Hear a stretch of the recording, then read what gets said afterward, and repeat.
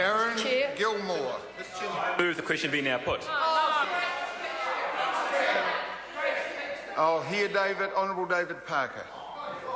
Thank you, Mr Chairman. I rise to take a call on part one. Mr Chairman, I'm always suspicious when we have loaded titles to legislation. Now, it's a bit like Operation Enduring Freedom that we had under President George Bush. We've got the Environment Canterbury Temporary Commissions and Improved Water Management Amendment Bill.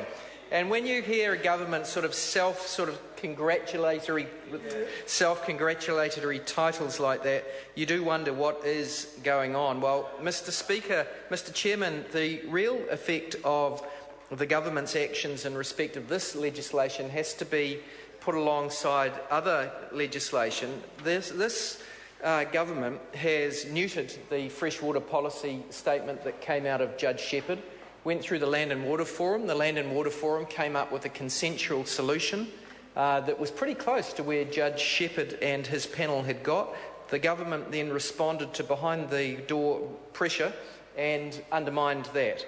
We've had this legislation undermining water conservation orders in the Canterbury area. Everywhere else in New Zealand, except in Canterbury, water conservation orders bind the regional council. They can only be changed through a process which ends up in the Environment Court after the ministers had a say as to whether the amendment application should be heard.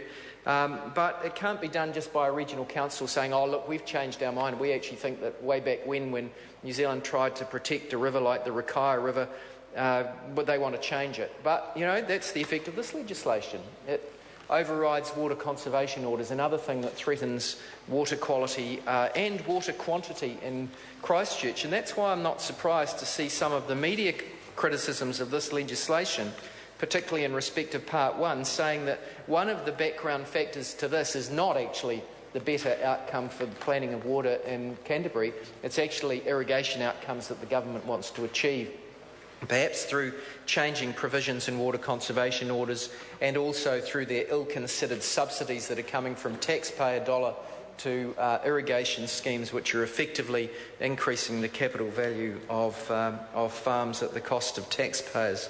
So, Mr Speaker, those are two factors alone that make this a nonsense to call this the Improved Water Management Bill. It's also, I think, an indictment on the poor processes of this government that they could come to this Parliament 3 years ago and take the draconian step that they did then and promise that 3 years later, which sounded like a long time at the time, they would have elections. And here we go, 2013, and they're saying we're not now going to have elections. Promised them in 2010, now they're extending them to 2016. Now, what about the old principle that there should be no taxation without representation? Because that's what rates are effectively. They're a form of taxation, and ratepayers are forced to pay under threat of their properties being sold if they don't pay their rates. And you should have representation. You should have local representation. There is no good reason that we have heard from the government to justify the extension of these commissioners in Canterbury who've taken over the proper role of the Regional Council for an additional 3 years. No good reason whatsoever. I wonder also if it's related to the government's intentions to ram through, if they can, the abolition of regional councils just about everywhere, moving towards unitary authorities, which might be a good idea for a big city like Auckland, but I'm not convinced is the answer for the rest of New Zealand, yet the government seems to be pushing forward on that trajectory. So, Mr Chairman, I would like the Minister and the Chair to take a call and answer the criticisms that I've made, that have been made by submitters on the bill, such as Fish and Game Council, amongst others, who criticise this loss of this process, the Human Rights Commissioner, local voters in the Canterbury region who are sad that they, or annoyed that they've lost their rights. In terms of the Human Rights Commissioner, the Human Rights Commissioner said the Commission considers that no good reason has been provided for extending the present legislation.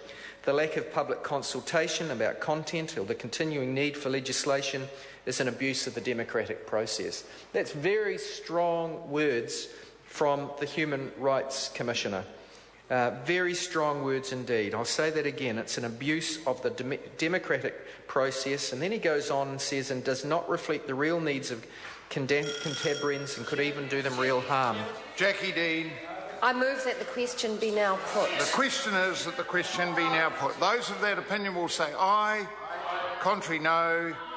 Party vote. The clerk will conduct the party vote.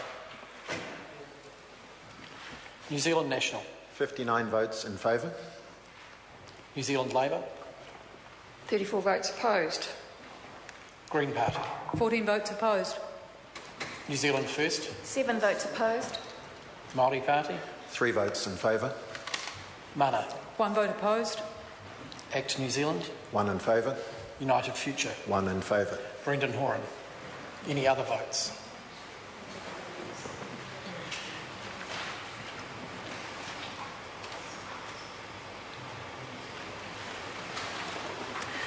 The ayes are 64, the noes are 56. The question will now be put. So the question is that part 1 stand part.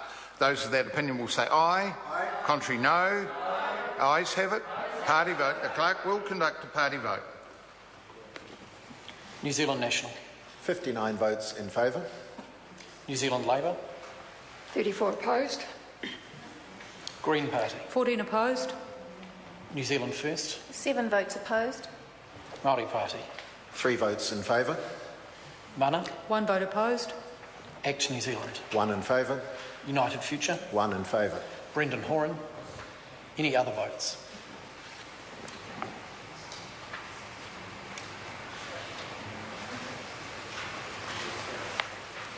The ayes are 64, the noes are 56. Part 1 will stand part. The question is that part 2 stand part. Honourable Clayton Cosgrove. Mr Chairman, as we embark on the debate on part 2,